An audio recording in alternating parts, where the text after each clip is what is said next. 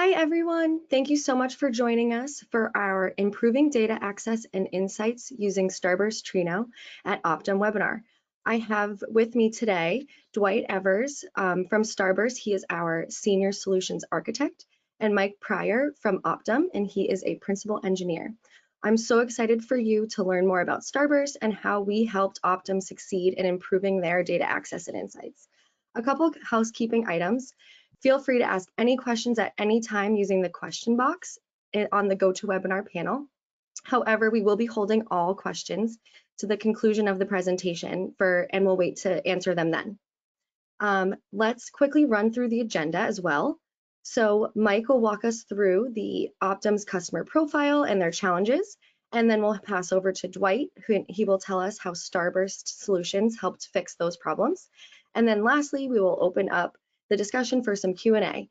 So I'm going to pass this over now to Mike and Dwight, and they will kick things off. Thanks so much, you guys.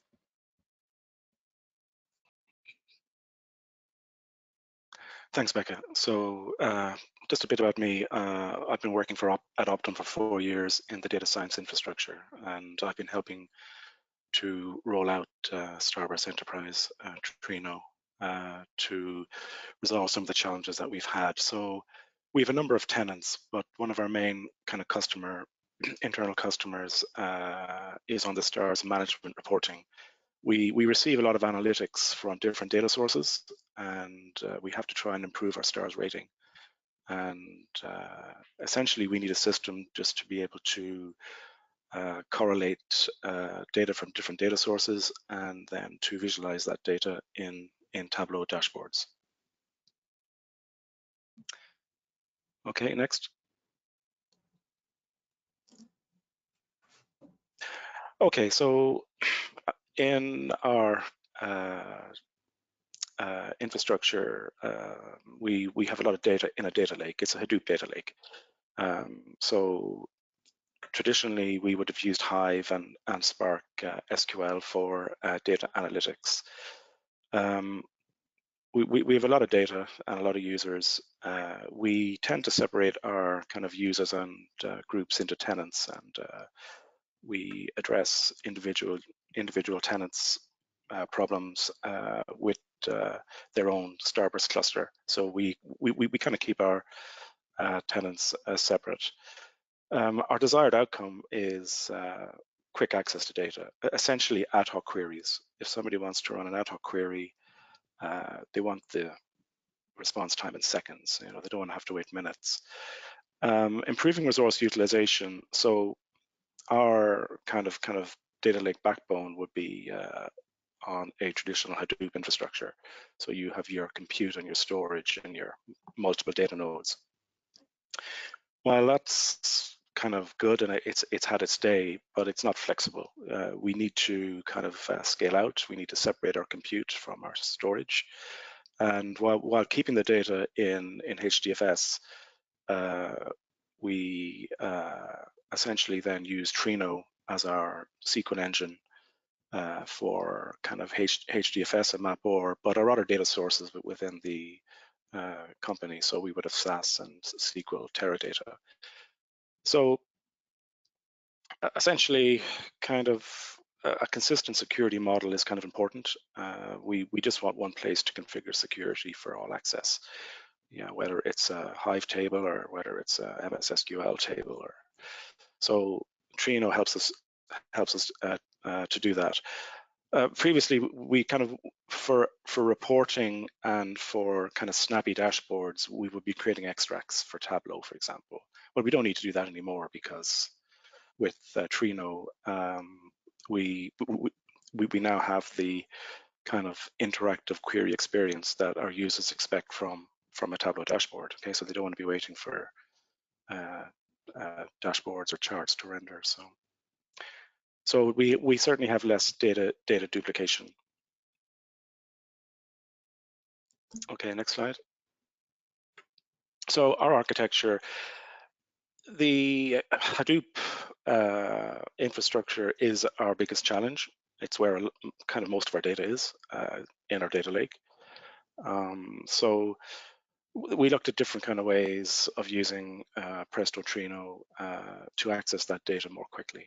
Okay, and essentially it came to using Kubernetes on bare metal and running Trino Starburst in our Kubernetes bare metal infrastructure. So essentially, we're able to spin up and spin down workers as we need to. We do use auto scaling to some degree to cover peak demand, and also we're able to get better analytics on the queries that have been run through the insights and through the query metadata database. So the architecture is the data still in the data lake, but our compute is essentially now in Kubernetes with Presto and Trino. So Spark would have been a backbone for ETLs, and we also would have used Spark Swift for ad hoc queries, and it's very hard to manage a Spark Swift on the edge of your network. It's difficult to scale, and it's difficult to manage peak user queries. So essentially, as I say, we did standardize on Trino, and our users will just use standard SQL with Trino. They don't need to worry about Spark SQL or writing Hive QL.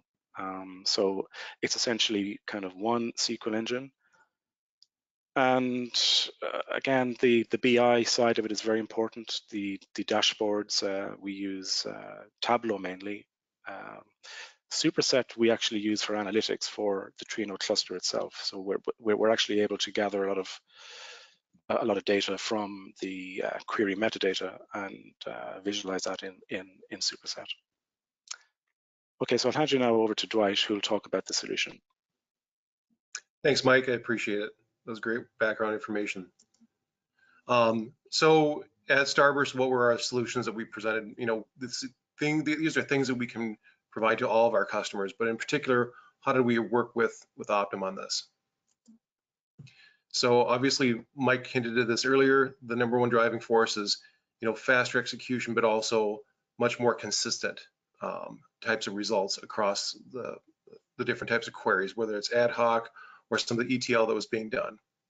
One of the things that we did was demonstrate that it is faster than Hive. And in many cases, it was much more than 10 times faster. Comparing this to Spark, because there was a lot of ETL that was taking place there, Trino has it's an MPP query engine, as opposed to where Hive and Spark are built off of. And so it affords us a much faster response time, but also more consistency when it comes to these larger workloads.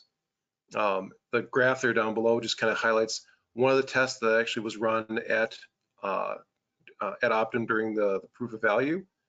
This is on a slightly older version of Spark, but it does demonstrate that we were significantly faster, but also consistently faster across those different jobs.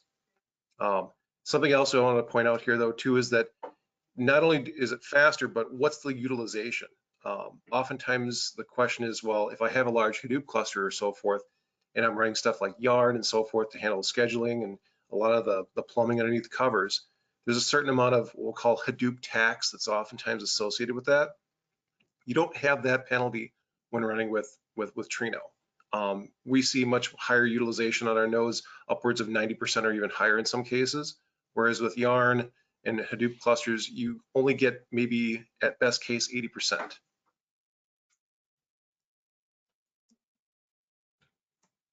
When we're looking at the federation standpoint, the idea was that there's going to be lots of different data sources that are out there.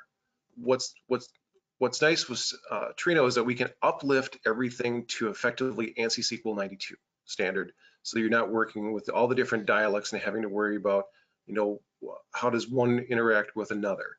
Because we're the query engine itself, we take away a lot of the complexities of joining different data sets across different data sources.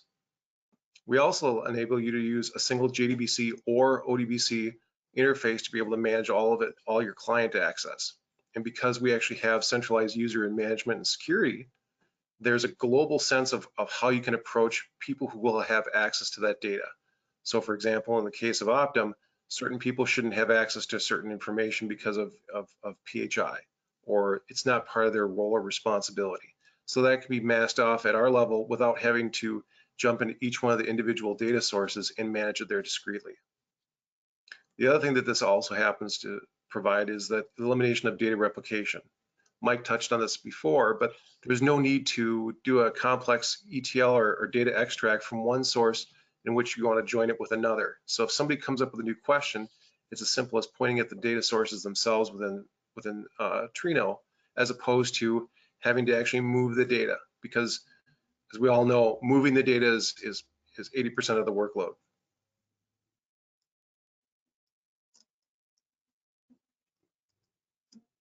So ease of adoption.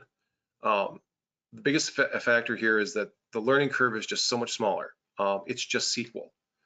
Because we have a consistent access method, there's not as much labor-intensive work in terms of configuring clients and so forth. But it also works with all the existing tools and dashboards because it's built on a standard. That's something that oftentimes gets overlooked.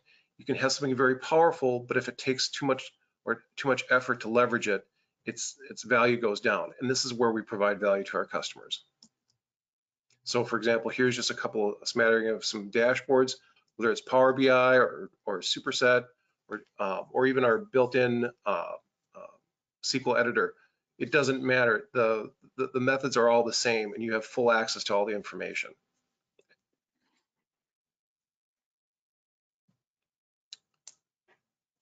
As far as the Tableau dashboards that they were working on, a lot of them were here's just an example of some of the monitoring that's taking place, but also some of the information that was gleaned very quickly. There wasn't a complete rewrite of the query or the information to be able to access it, and there's no data movement required to be able to work with it either. It's as simple as just connecting in and starting to drag and drop.